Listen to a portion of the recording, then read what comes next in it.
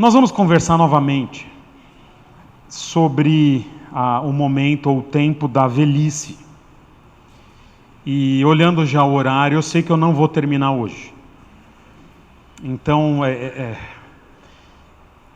o preparo desse sermão, eu repreparei o que já estava preparado para hoje.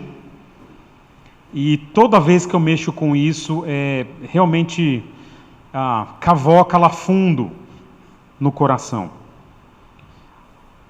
As coisas que nós vamos conversar hoje, a partir do texto de Tito, capítulo 2, que vai ser projetado, e você pode abrir na sua Bíblia.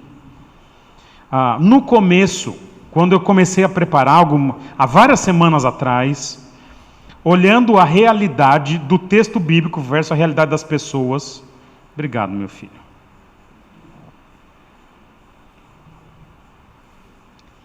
Eu vou ser honesto com vocês. Olhando o texto bíblico, conforme eu fui cavocando nessas palavras que a gente vai lidar hoje, me trouxe muita revolta isso. O primeiro sentimento que eu tive foi de ira, vendo como muitas vezes os idosos eles não se preocupam em ter um fim de vida piedoso. Há um camarada que não é crente e que fez muito desserviço em alguns aspectos ao Evangelho, acho que é melhor nem citar o nome dele, mas é alguém que moldou muito do pensamento do século XX. Ele menciona que um dos sinais da maturidade é trocar a ira pela tristeza. Acho que eu estou ficando velho mesmo. Porque o que eu tenho sentido ultimamente agora com as coisas que eu vou conversar para vocês, não é mais a revolta, mas é uma profunda tristeza de ver como em muitos casos, eu não vou citar um caso aqui, eu vou citar o que é comum nas igrejas, aqui, nas que eu vim, na igreja de pastores amigos, mas o que tem causado tristeza é essa forma como os idosos insistem eventualmente em perder inclusive as últimas oportunidades de salvarem alguma coisa boa diante de Deus. Eu estou falando de idosos crentes. Mas o meu desafio seja no começo na ira, seja agora mais na tristeza, é fazer como a música que nós cantamos. Quando a música Quebrantado, ela menciona a ideia de que a gente está constrangido pelo amor. E o que eu quero hoje, diante de Deus, como atitude pastoral, é que se alguém está aqui ou ouvir esse sermão sendo um idoso, que entendam que isso é feito em profundo sentimento de que, cara, para idoso não é bom, né? Meus irmãos, meus senhores, minhas senhoras, a gente está se importando com vocês. E que esse se importar constranja os irmãos a tomarem algumas decisões importantes de mudança. Nós estamos lidando com idosos que são crentes. E o texto bíblico não espera dos idosos crentes sabedoria, não é uma expectativa bíblica. O que a Bíblia espera é que sejam crentes. E talvez coisas que nós vamos mexer aqui seja nesse âmbito de que talvez precisaria tomar uma decisão real agora na última fase da vida em favor de uma vida no Evangelho.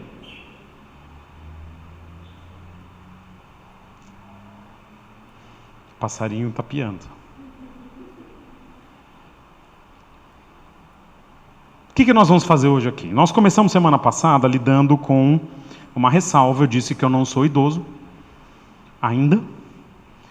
E ainda assim eu posso pregar, um pastor pode pregar esse texto, independente da idade, porque a Bíblia dá a autoridade a um pastor de ensinar os mais velhos. Como o texto que nós vamos ler daqui a pouquinho, ela diz, ensine aos homens mais velhos, falando para um pastor. E diz assim, semelhantemente, ensine às mulheres mais velhas. Então, a autoridade de um pastor pregar não é na sua experiência de idoso, mas é na sua consideração diante de Deus com a função pastoral de que deve ensinar todas as idades.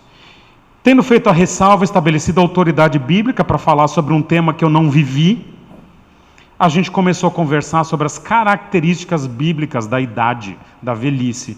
E a primeira característica que nós tratamos foi a fase das perdas. A velhice na Escritura perde-se a força, perde-se a saúde, perde-se os amigos, perde-se o convívio social, perde-se a saúde mental, que eu não trouxe para vocês, mas em algum momento a gente pode conversar sobre isso nas Escrituras. Segunda característica que nós lidamos foi que a velhice é a fase das colheitas. A gente vai plantando, às vezes sem perceber, alguns padrões e procedimentos ao longo da vida, e no que corresponde ao âmbito dessa vida, a fase da velhice é quando aquilo que a gente plantou dá seus frutos. Sejam frutos bons, sejam frutos ruins. E nós poderíamos trabalhar as 4 áreas da vida adulta nessa colheita. Por exemplo, o que a gente plantou de vida espiritual, é na velhice que a gente colhe os frutos. O que a gente plantou na vida relacional, seja a vida conjugal, seja a vida com os filhos, é na velhice que a gente colhe os frutos, se vai bem ou se vai mal. A gente poderia falar da questão financeira. Há idosos que se preparam muito bem, há idosos que se preparam muito mal nessa área. E aí colhem na velhice as questões financeiras, seja fartura, seja pobreza. E a gente podia falar também da questão da saúde. Há idosos que se preparam para passar pelo deserto do Saara na saúde. Velhinho, tudo saradinho, né? E há outros que pagam para ver. Vou deixando o meu corpo sem exercício, com má alimentação, com estresse, e daqui a 30, 50, 60 anos eu vejo que vai dar. E a conta vem, normalmente a conta vem. E nós lidamos ainda com uma última característica, que é a velhice, e essa é muito importante. É que é a última fase da vida. Da vida, no que corresponde a uma vida para fazermos escolhas. É a última fase da vida. Não há, tá bom, esse assunto eu vou deixar para daqui a 2 anos. Não é? Porque daqui a 2 anos eu penso melhor. O idoso não tem, às vezes, 2 anos.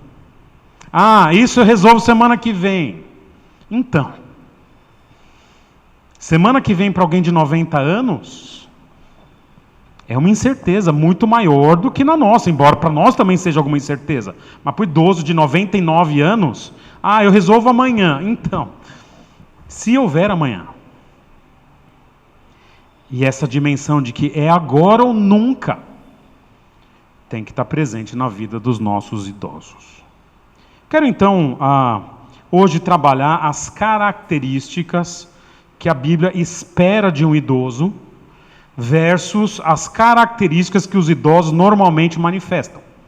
Porque quando a Bíblia vai trazer o que ela espera de um idoso, já está embutida a ideia de que é nessas áreas que os idosos vão ter suas lutas. Por isso que ela enfatiza essa área. E o que nós vamos começar a lidar é palavra por palavra com o texto de Tito, capítulo 2, versículos 1 a 5. Nós vamos ficar basicamente do 1 ao 3. Hoje nós só vamos falar dos idosos homens. E semana que vem das idosas mulheres, mas idoso é idoso, né? Vamos pegar, os homens têm algumas características, as mulheres têm outras, mas estão todos na mesma fase, falando de um, normalmente você atinge o outro também. Então abra comigo, Tito capítulo 2, versículos 1 a 5. E é um texto que vocês vão ver, eu pensei muito. E vai atingir, possivelmente, todo idoso que você conhece, que não é aquele idoso extremamente piedoso. Essas palavras vão atingir pessoas que a gente conviveu ou convive e que estão na última fase da vida. Diz assim o texto bíblico. Desculpa, né? Isso está aí mesmo. É esse texto aí, tá? Olha, diz assim o texto. Você, porém, Fale o que está de acordo com a sã doutrina. Ensinem os homens mais velhos, ou os anciãos, ou os idosos, a serem sóbrios, dignos de respeito, sensatos e sadios na fé, no amor e na perseverança. A gente vai ficar nesse versículo aqui hoje. Versículo 3. Semelhantemente, ensine as mulheres mais velhas ou as mulheres idosas a serem reverentes na sua maneira de viver, a não serem caluniadoras, nem escravizadas a muito vinho, mas a serem capazes de ensinar o que é bom, ou na versão revista e atualizada, a serem mestras do bem. Assim, poderão, se forem assim, quando forem assim, poderão orientar as mulheres mais jovens a amarem seus maridos e seus filhos. Seus maridos não quer dizer que tem mais de um, tá? Cada um o seu marido. A serem prudentes e puras, a estarem ocupadas em casa, ou em outra versão, a serem boas donas de casa, a serem bondosas e submissas ou sujeitas a seus próprios maridos, a fim de que a palavra de Deus não seja difamada. Vamos lidar então com cada uma dessas palavrinhas do versículo 2. Nós já lidamos com o termo sóbrio semana passada, que tem a ideia de alguém moderado e com uma mente viva. Então eu não quero mais lidar com a parte de moderado, nós já conversamos. Eu quero conversar um pouquinho sobre a mente viva dos idosos, mas muito pouquinho, eu vou triscar aqui. Quando a gente fala de Alzheimer, a gente tem em mente que é algo, que é um diagnóstico absolutamente irreversível, não é isso? Posso dar uma sugestão para vocês? Dá uma pesquisadinha sobre Alzheimer. Vai num TED Talk que fala sobre Alzheimer. Vai em algumas pesquisas. Dá uma olhadinha lá. A gente vai descobrir que o nosso país, o Brasil, ele tem índices de pessoas com alguma demência, especialmente um Alzheimer, que não se tem absoluta certeza ainda, enfim, mas hoje já se caminhou um pouquinho. O pessoal vai ver, o Brasil ele tem um índice de idosos assim muito maior do que a média de outros países e outras culturas. Fala, nossa, aqui o idoso brasileiro está bichado. Não é isso, não é isso. Há questões culturais, há questões sociais, há questões de ambiente que facilitam alguma tendência que o indivíduo já tenha. E na nossa cultura, nós temos a cultura de aposentadoria precoce. Dependendo da carreira, o indivíduo se aposenta com 50 anos. E qual que é o projeto de vida de alguém que se aposenta cedo? Qual que é o sonho do brasileiro médio, classe média, quando se aposenta cedo? Cedo não 6 da manhã, cedo na vida, né? Qual que é o sonho? Eu vou para o sítio, vou para a praia, vou jogar dominó com os amigos, e é a vida que eu sempre quis. Não é o padrão bíblico. A gente vai ver numa das palavrinhas ali, seja sadio na perseverança, não é o padrão bíblico. Ok? Mas é uma cultura de agora eu posso descansar. Dá uma pesquisadinha. Eu pensei em fazer a minha pesquisa de doutorado nessa área aqui. Como que idosos crentes com algum diagnóstico de Alzheimer estão no fim da vida. E eu queria comparar quem está bem e quem está ruim. Essa seria uma linha de pesquisa. Não vou fazer essa pesquisa. Então, nessa vida não vai ser a minha pesquisa. Mas pode ser a sua algum dia. Mas qual que é a ideia? Me parece que o Alzheimer, do que essa pesquisinha prévia, inicial, que eu fiz ali, me parece que ele não é uma sentença de morte. Me parece que é um diagnóstico que pode ser trabalhado, pode ser retardado, no sentido de que pode ser demorado, dependendo da atitude do idoso. Seja como for, como pastor, ele vai dizer: ensine os homens mais velhos a ter uma mente saudável, serem sóbrios.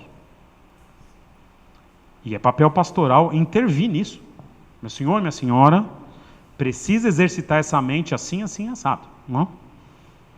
Mas isso nós já lidamos, eu só quis dar um toque nessa palavra sóbrios que eu não disse semana passada. Agora o texto diz assim: ensina os homens mais velhos a serem sóbrios, e agora sim a palavra digno de, ou dignos de respeito. E tem muita coisa para falar aqui nessa palavrinha. Pastor, ensina os homens idosos a serem respeitáveis. A palavra que é usada aqui significa homem de honra. Alguém que você olha e pá!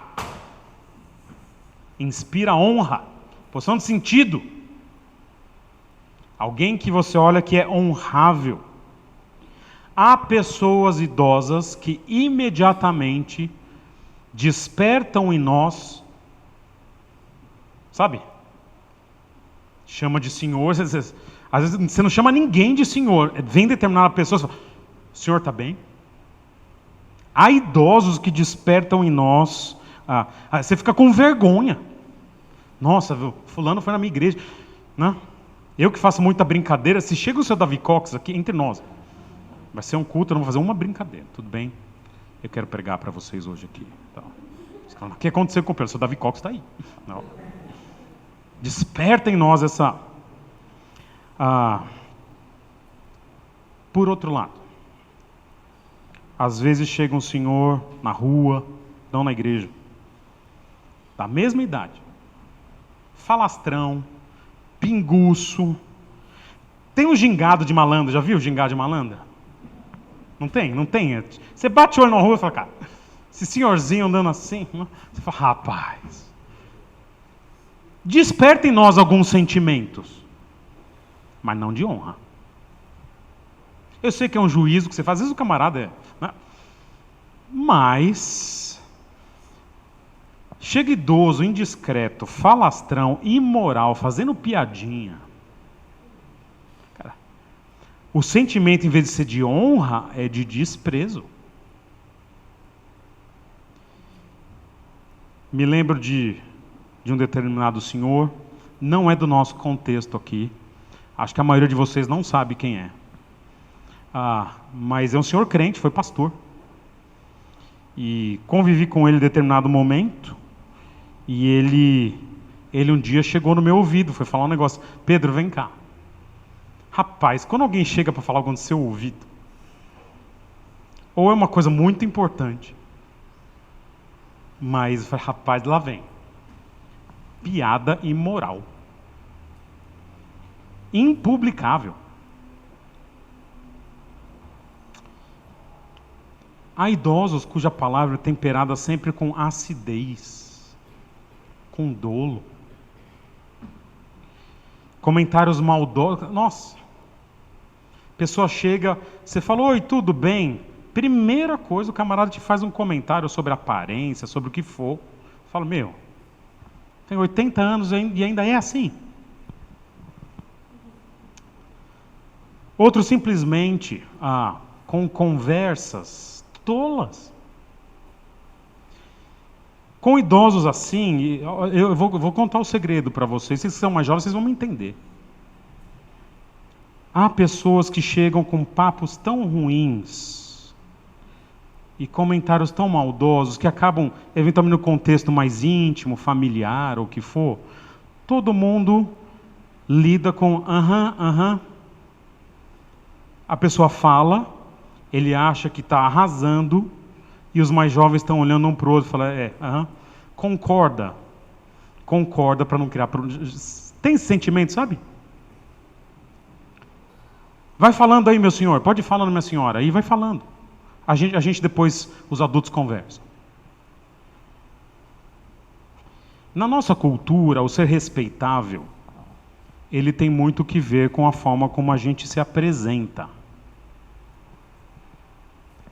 Não é o ideal bíblico é ser respeitável a partir das suas obras, mas há um aspecto cultural do Ocidente, que é a forma como a gente se apresenta, a forma como a gente fala, a forma como a gente se veste, a forma como a gente se comporta, e isso traz uma ideia de honra ou desonra.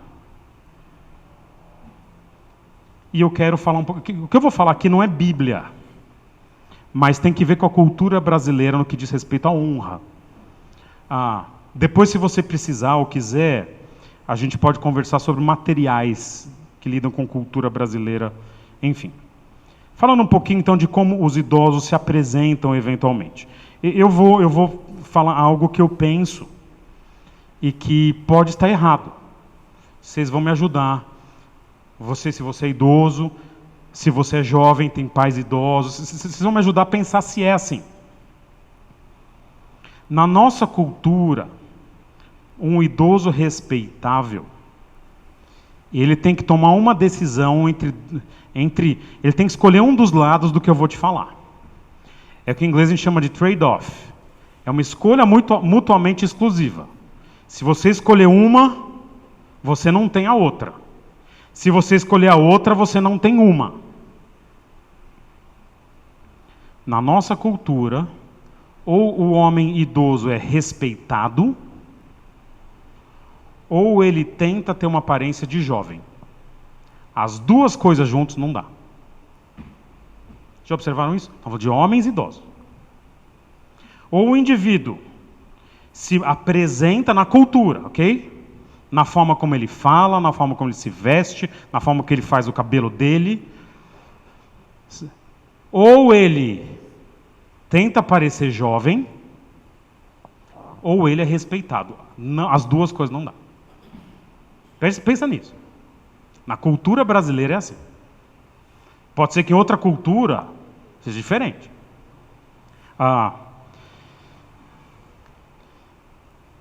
Seja alguém... Quando o jovem chega, por exemplo, e quer ser muito malandrão no falar, você quer lá... Cara, perde o respeito na hora. Quando o idoso chega e quer ser muito malandrão no vestir, você perde o respeito na hora. A forma como o camarada se apresenta... Eu vou falar, eu espero que não tenha ninguém... Eu vou falar o que eu penso. Vou falar. O idoso, o pastor... Conheci um pastor idoso. Ele fez uma intervenção dessas de aparência, de harmonização, lifting. Eu gostava dele, rapaz. Gostava dele. Respeitava. Quando isso aconteceu, eu perdi um pouco do respeito. Falei, puxa, agora que ele ia frutificar como idoso no ministério, um pastor velhinho, você fala, cara, eu quero ouvir esse cara. Sabe, pensa no Augusto Nicodemo, você quer ouvir ele.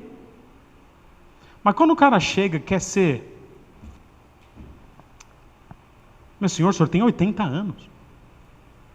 Haja como idoso de 80 anos. É isso que é a sua beleza. É aí que está o seu respeito. Veja como a coisa funciona. Conversando com um pastor amigo de outra geração, e eu cheguei para ele e falei, pastor, é o seguinte, na minha igreja não tem muitos idosos. Até gostaria de ter. O que você acha? Ele me disse assim, para ter muitos idosos na igreja, você vai ter que mexer com algumas coisas na sua igreja, Pedro. Me conhece há muitos anos, viu meu jeitão. Falou, você vai ter que mexer na sua linguagem, você vai ter que mexer um pouco na forma do culto da sua igreja, nas músicas, você vai ter que mexer na roupa sua e dos membros, você vai ter que mexer na forma da sua igreja a operar e funcionar. Eu pensei e falei, acho que do jeito que tá bom. Mas é real. O que ele falou é verdade.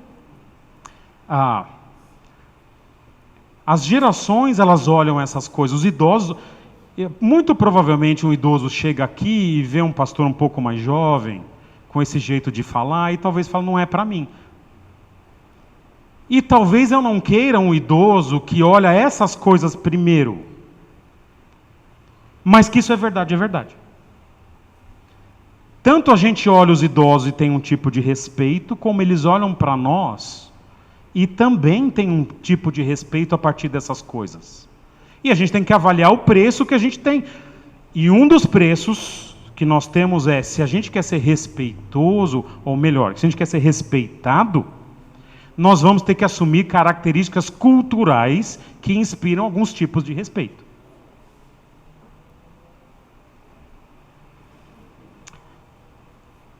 A aparência não conquista o respeito sozinha.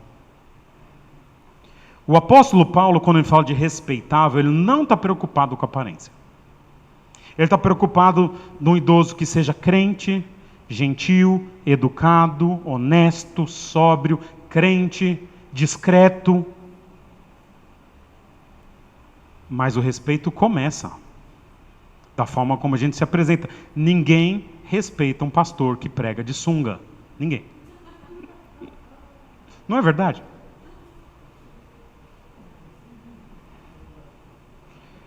E o não pregar de sunga não é suficiente. Não imaginem, não imaginem.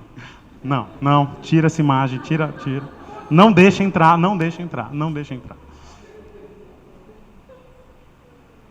Mas há um começo, a gente tem alguns padrões estabelecidos que tem que ver com essas outras coisas que trazem respeitabilidade, que nós vamos lidar já já, mas que envolvem também a forma como a gente se porta. Próximo termo que é usado pelo apóstolo é: ensine os homens mais velhos então a serem sóbrios, então serem moderados, terem essa mente ativa. Ensine os homens mais velhos a serem dignos de respeito, inspirarem honra. E agora vem uma palavra que a gente vai gastar um tempinho maior aqui, que é a palavra sensato. Essa característica sensato, ela é pedida aos homens mais velhos e é pedida também às mulheres mais novas. No versículo 5, as mais velhas vão ensinar as mais novas a serem sensatas. Então, de certa forma, é o idoso que tem que ser sensato e a idosa que tem que ser sensato a ponto de ensinar a mais nova a ser sensata. E eu quero definir o que é essa palavra sensata, como é usada pelo apóstolo aqui. É uma palavra que é usada no Novo Testamento para se referir a alguém que consegue julgar o bem e o mal de tal forma que oferece bons conselhos. É alguém que tem tanto autocontrole da sua vida moral, pessoal, e sabe o que é certo e errado a tal ponto de olhar uma situação e dar um conselho dizendo: se você fizer isso é errado, então não faça, ou se você fizer isso é certo, faça isso. É essa palavra, está tudo embutido nessa ideia de sensato aqui. É uma palavra que literalmente vai significar alguém que salva pelo estômago.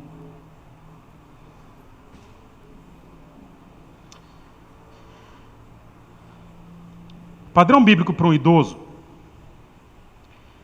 é alguém que sabe, pela experiência com Deus, olhar a situação e avaliar se aquela situação é certa ou é errada, seja na própria vida, seja na vida do outro.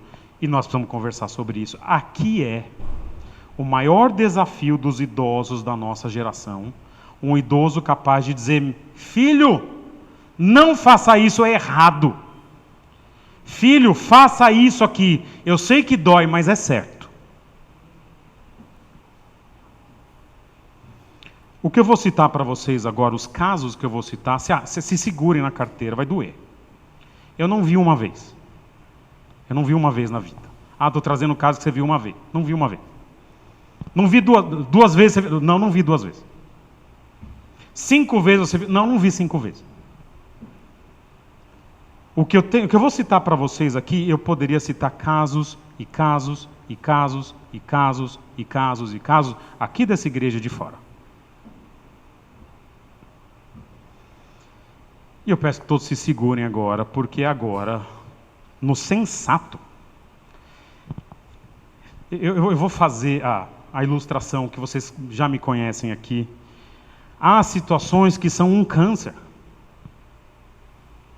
E um bom médico que ele faz, olha, meu senhor, minha senhora, está com câncer. Eu vou precisar abrir.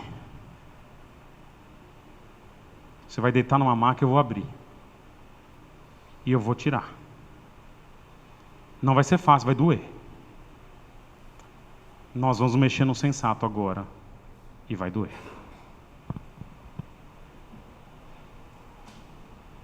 Muitos idosos são procurados pelos mais jovens quando os jovens precisam tomar algumas decisões.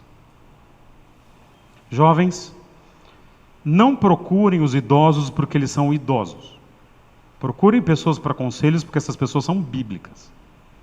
Mas é comum os jovens, filhos, netos, pedirem conselho aos mais velhos. Nessa igreja em que a terra há de comer, nós tivemos um caso de uma moça que começou a namorar um rapaz incrédulo. Se apaixonou. E aí veio conversar comigo e eu disse, desculpa, segundo aos Coríntios 6, fora da escritura, não faça isso com a sua vida. Ela ouviu. Tá bom, chorou, tá velha a mãe. Tá bom, tá certo, a Bíblia me convenceu. Foi para casa. Foi conversar com os avós. Estou namorando fulano, não é crente. Fui conversar com o pastor falou, está fora da palavra de Deus, vou terminar o namoro. O vô falou assim, não faça isso.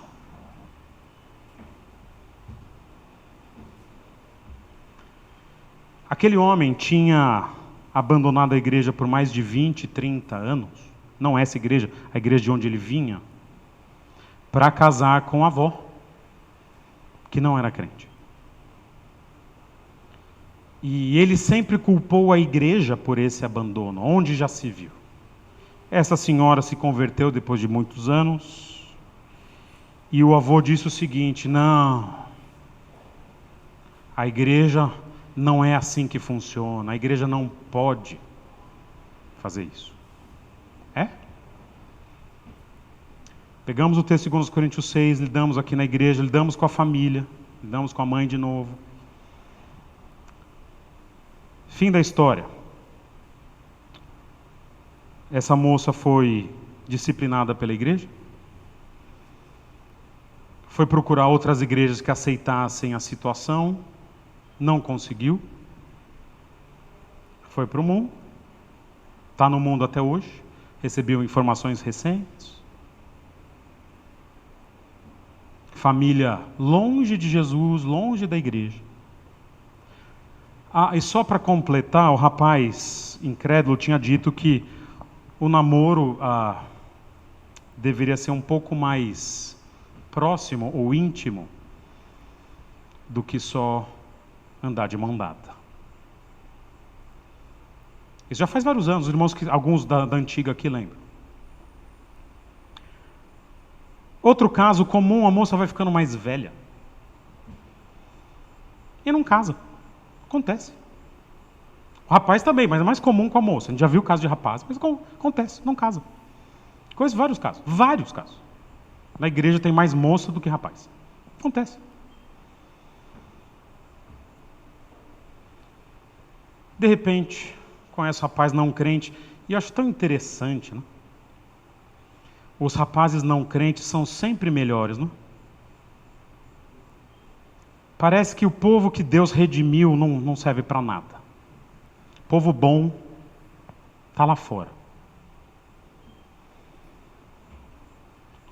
E é interessante que o diabo ele se apresenta bonitinho no começo. Mas só no começo. A moça vai lá, se envolve, namora, mora junto. A gente, já para um jovem crente, para alguém crente, já seria ruim. Mas sabe qual que é o problema que eu vejo? Normalmente, tem uma mãe e uma avó. Um pai ou um avô envolvida no aconselhamento dessa jovem? Pensando assim.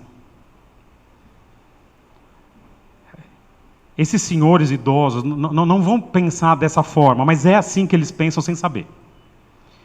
Eu prefiro ver o meu filho ou meu neto feliz no pecado, lá fora, alegre com companheiro, companheira, do que infeliz na fidelidade ao Senhor. É assim. Eu não vi esse caso uma vez. Tem gente da nossa turma de seminário que fez isso. Tem gente, conhecemos. O que eu nunca vi é o negócio terminar bem. Sabe por quê? O pecado sempre começa como teia de aranha. Sabe quando você vai passar num lugar que tem teia de aranha? Não incomoda? Você fica tirando assim, não é? O pecado é assim, no começo incomoda um pouquinho. Ah, mas tem tanta coisa boa, mas só tem a teia de aranha. O problema é que o pecado começa como teia de aranha. Sabe como ele termina? Ele termina como camisa de força. Cara, eu não consigo sair. Para sair agora é um terror. Eu preciso de ajuda. É assim.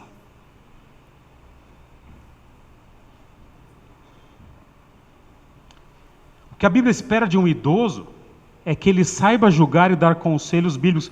Filho, netinho, netinha, isso é certo. Isso é errado. Relacionamento crente e incrédulo é errado. Fornicação, sexo antes do casamento é errado. Esse é o conselho bíblico. Papai, mamãe, vovô, vovó não vão te apoiar nos seus erros, ok? É isso que se espera de um idoso bíblico. Saber julgar o que é certo, saber julgar o que é errado e ele dizer isso é certo e isso é errado. É isso que se espera. Outro caso muito comum, não vi uma vez, não vi duas, vi 10. Divide o filho, casa, crente com incrédulo, casa. E aí chega... Casamento é tranquilo, né? Acho que todo mundo que é casado há muitos anos não tem conflito, não é? É sempre, nossa, ai, como é bom viver em lua de mel, não é? Mais de 30, 50 anos, não é isso? É lua de mel?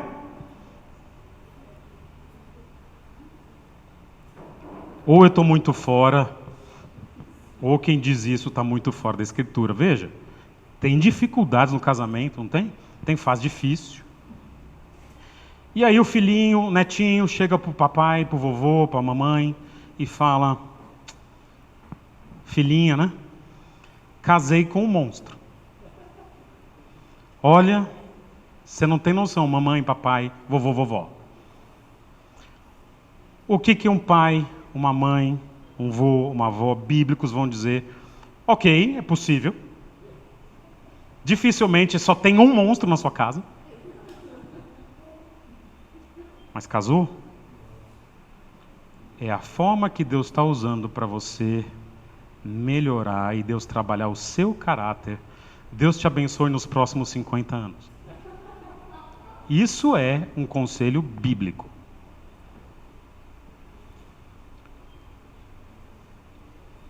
O que a gente vê na prática? Ah, casou com um monstrinho? Quer divorciar? Vem morar com o papai. Vem morar com a mamãe. Vem cá. É um monstro mesmo. Pode deixar, papai ajuda, vovô está com você, querido. Imagina que moço mau que você casou, você que é uma santa. E é assim. E a gente vê. Há um conselheiro bíblico que trabalhou 30 anos com aconselhamento. E ele disse o seguinte: eu nunca conheci um caso de divórcio, em 30 anos de aconselhamento, em que a pessoa, na igreja, em que a pessoa que quer se divorciar não tenha recebido um mau conselho de alguém próximo. Então, toda vez que esse camarada viu alguém se divorciar, é porque, além do casal estar tendo problema, alguém próximo do casal está dizendo: cara, vai embora.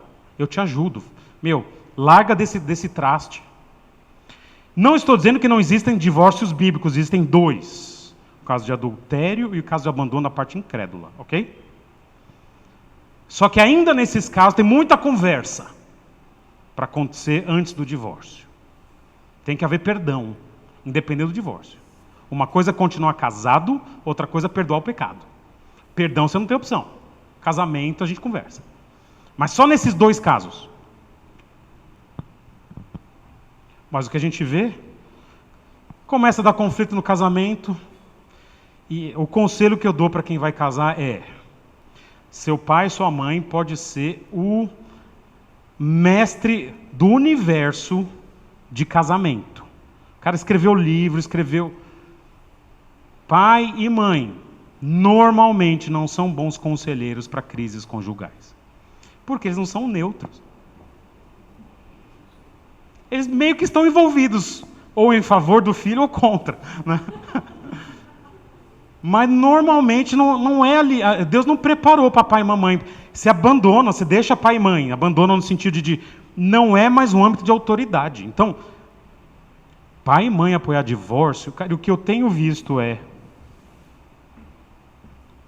raro um pai, uma mãe, um vô e uma avó crentes serem contra o divórcio do filho e da filha. Muito pelo contrário, facilitam o pecado.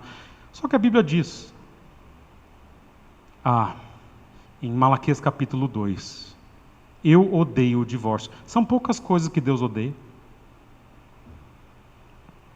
Quer ficar do lado do filhinho e ir contra Deus? Puxa vida, má escolha. Não é um idoso sensato. Eu me lembro do texto de Efésios capítulo 5, para terminar esse ponto, que vai ser depois eu vou falar rapidamente dos outros, mais 3 minutinhos eu termino tudo, 5 minutos. Efésios capítulo 5, abra comigo Efésios capítulo 5, texto muito interessante, que dá ideia, não é porque são pessoas que a gente ama, a gente pode participar do pecado deles. Deixa pecar sozinho, deixa assumir as consequências. Ok, você vai divorciar, papai e mamãe são contra. Agora, então posso morar aí? Não, não pode. Paga o seu apartamento, paga o seu advogado. Mas não faça isso, se eu puder te dar um conselho, é errado, você vai estar indo contra Deus. Eu quero, ok, agora assuma as consequências. Sabe isto, Efésios 5:5. Nenhum incontinente ou impuro ou avarento que é idólatra tem herança no reino de Cristo de Deus. Estou falando de pessoas do mundo. Ninguém vos engane com palavras vãs, porque por essas coisas vem a ira de Deus sobre os filhos da desobediência. Então, não se deixe enganar. Deus condena os caras lá de fora por causa dessas coisas. E aí olha o que ele fala agora. Agora vocês que são crentes, olha lá.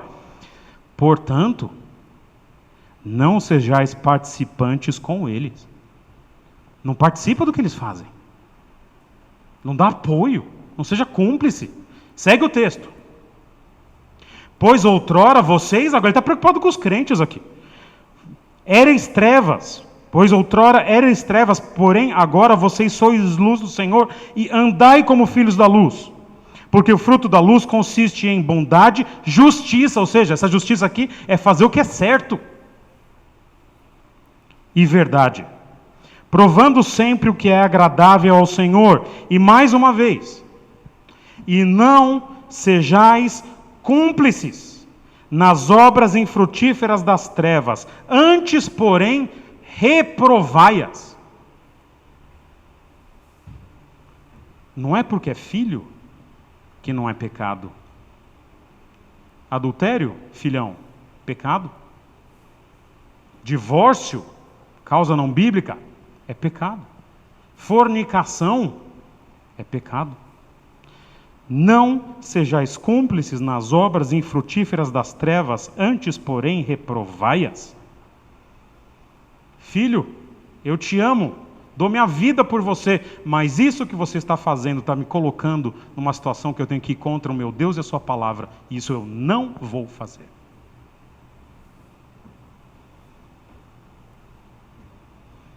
E o que nós temos visto é que, em vez de serem pessoas sensatas, são idosos que apoiam, julgam errado e apoiam os seus filhos e netos naquilo que a Bíblia explicitamente condena. Se são nossos pais ou avós, a gente tem a obrigação de honrar, mesmo se são nossos pais e avós. Temos essa obrigação. A Bíblia não nos exime da responsabilidade de honrar. Mas eu diria o seguinte: eu posso honrar sem ter comunhão. Eu posso honrar sem ter que conviver. E isso é muito duro. Mas é assim que a palavra de Deus espera de nós. Essa palavra, para sensato, é também usada no Novo Testamento para autocontrolado. Idoso autocontrolado. Me lembra um caso. Eu vou terminar com esse caso, senão já passou do meio-dia. Eu fui fazer alguma coisa para a igreja, até te perguntei uma vez da assinatura de certificado digital, porque eu lembro que fui fazer alguma coisa para a igreja, aqui em Atibaia, não lembro exatamente, acho que era perto da Lucas. Mas o que eu me lembro é que eu conheci um senhorzinho, de uns 70 para 80 anos, já mais para 80 do que para 70. Ele é todo estilosinho, de chapéu, andava com um canivete, assim. Falei, cara, será que eu vou ser um idoso assim, né? Aí eu lembrei disso que eu falei para vocês, né? Não dá. Não, ou uma coisa ou outra, né? Mas enfim. E ele até que fiquei conversando com ele, ele falou que era amigo do Lula. Eu falei, rapaz, mas ele é um ex-amigo do Lula. Aí eu respeitei o cara. Eu sou ex-amigo, já não gosto do que ele faz. Eu falei, então tá bom, tá respeitando nosso presidente, não tem nada, presidente vai orar, mas enfim. Mas eu falei, pô, o cara teve, né, noção, né? O cara já não é mais amigo e tal. Só quando a gente foi atendido lá, ele foi primeiro e a moça que atendeu colocou ele na mesma mesa que eu, que quis atender os dois juntos. E era uma moça jovem, eu não lembro muito da aparência dela, mas eu lembro de algo. Esse senhor começou a fazer comentário para ela, nossa, mas como você é bonita, hein? Nossa! E era uma sala com várias pessoas, nossa, mas que mulher que está me atendendo? Rapaz, ficou tão constrangedor. Falei, esse senhorzinho não vai parar. Isso é um idoso que não é sensato, que não é controlado. Eu fico imaginando por onde um camarada como esse passou ao longo da vida para com 80 anos tratar uma moça assim. O quanto que ele já não alimentou naquele coração e foi descontrolado na área moral, para com 80 anos numa sala com várias pessoas constranger todo mundo, inclusive a moça. Eu acho que se fosse hoje o cara seria preso por assédio. Naquela época não era assim ainda, né? Já faz um tempinho isso. Mas a Bíblia não ensina. Meus senhores, a gente tem que aprender agora, se não é idoso, a ser autocontrolado, a ter domínio na área moral, em todas as áreas, para não se tornar um velho assim, né?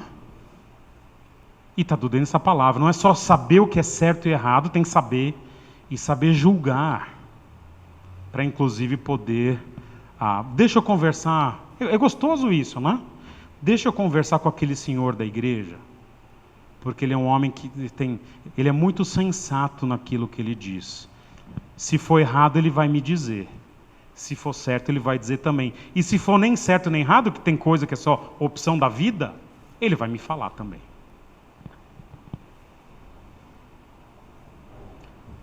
Falei para vocês que vai mexer com a gente, não falei? Como que nós vamos terminar isso semana que vem? Nós vamos terminar essas palavras aí. Vai faltar saudável, sadio na fé, no amor e na perseverança. E eu vou falar do versículo 3. As mulheres mais velhas reverentes, não caluniadoras, não escravizadas ao vinho, mas mestras do bem. E sabe como que eu vou terminar? Já está pronto isso daqui. Talvez o idoso, hoje ou de amanhã, vendo esse sermão, vai falar, puxa, eu estou errando aqui. Eu não sou sóbrio. Eu não sou respeitável. Eu não tenho sido sensato. E agora? Não está escrito ali, ensine, fala para o pastor, os homens mais velhos a serem? Eu vou terminar essa série, essa minissérie, falando de um caminho e de uma promessa, para quem entrar por esse caminho. Só para adiantar, esse caminho eu apelidei carinhosamente de caminhar pelo vale da sombra da morte. Mas o resultado dele, eu vou ler a promessa para vocês. Mas tem um caminho, tem um caminho. Eu só não consigo dar hoje para vocês. Vamos orar. Senhor Deus, nada do que acontece com os idosos é diferente das minhas lutas como crente e como alguém pecador. Tenho plena convicção de que todos os mais jovens aqui são capazes de fazer pior do que nós temos visto hoje na nossa realidade de igreja brasileira. Mas, Senhor, nos ajuda a acordar agora, a plantar os frutos que valem a pena agora, para que depois a gente dê frutos, e frutos que permanecem. Quanto aos nossos idosos aqui da igreja, de outros lugares, nossos familiares, Senhor, eles não têm tanto tempo. Dá para eles a dimensão do que a Bíblia espera de um idoso bíblico, crente, e que haja um profundo processo de transformação na vida deles. E os que já são assim, que a gente aprenda com eles como foi o processo de transformação de uma vida toda. Esse é o meu pedido. E gratidão em nome de Jesus. Amém. Pega o boletim, por gentileza.